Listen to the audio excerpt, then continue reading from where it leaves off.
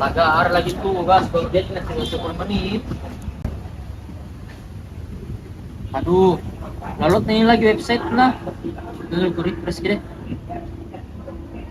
Oh weh, jangan dulu error kok dong.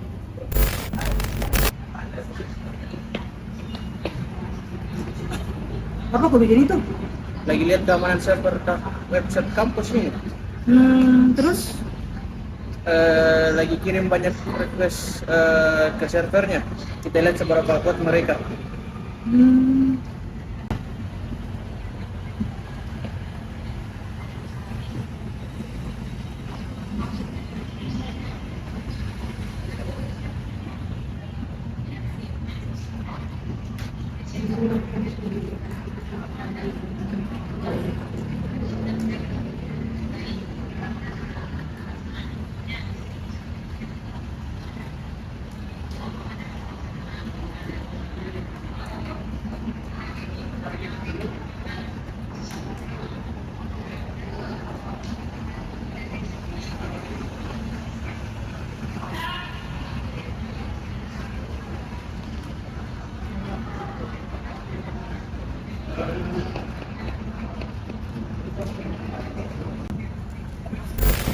Serangan ini disebut Distributed Denial of Service atau DDoS, di mana itu DDoS adalah serangan cyber yang mengirimkan permintaan dalam jumlah sangat besar ke server, sehingga server tidak mampu melayani penggunaan tersebut.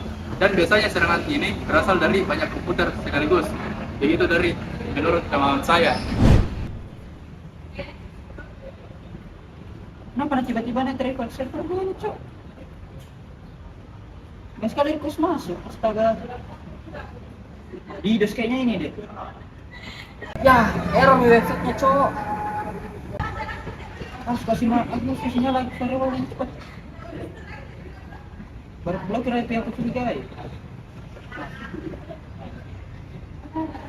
Oke. Oh. Untuk mengatasi serangan DDoS, server biasanya menggunakan sistem keamanan seperti firewall, monitoring traffic, dan pembatasan permintaan dari pengguna. Nah, bagus nih websitenya. Untuk masih sempat juga kumpul tugas. Tuh.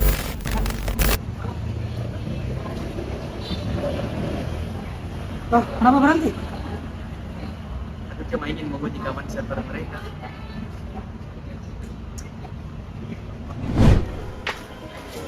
Oke, kali ini saya akan menjelaskan apa itu DDoS. DDoS merupakan sebuah serangan cyber yang mengirim sebuah server yang palsu, yang sangat kebanyakan. Di analoginya itu seperti banyaknya orang ingin memasuki pintu yang sangat kecil dan akhirnya membuat orang yang penting ingin masuk ke server itu menjadi kesusahan atau biasa disebut dengan desakan. Jadi dampaknya itu membuat server akan menjadi overload dan nantinya para user itu tidak bisa memasuki dan akan memunculkan server 503 pada layar sang user. Kata hari ini Ari. Alur serangannya yang betul. Yang pertama, persiapan. Hacker menggerakkan jaringan komputer, menyerang satu target. Kedua, eksekusi. Ribuan permintaan atau request dikirimkan secara serentak ke alamat IP server.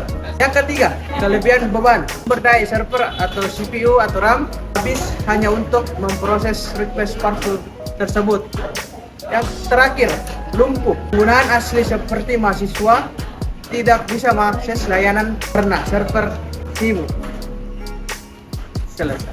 Sekarang saya akan menjelaskan bagaimana cara memulihkan server atau recovery. Yang pertama itu ada traffic filtering yang menyaring lalu lintas yang masuk dan membedakan mana pengguna asli dan bot. Dan ada juga IP blocking, yang dimana itu memblokir alamat IP yang terlihat mengirimkan permintaan tidak wajar secara berulang. Dan ada juga scale up resource, yaitu menambah kapasitas server sementara untuk menampung beban jika menggunakan cloud. Terakhir ada clean pipe, yang dimana itu mengalihkan lalu lintas ke jalur pembersihan melalui masuk ke server utama. Oke teman-teman, kali ini saya akan mempresentasikan cara agar tidak terulangnya serangan DDoS. Yang pertama yaitu menggunakan firewall atau menyalakan firewall.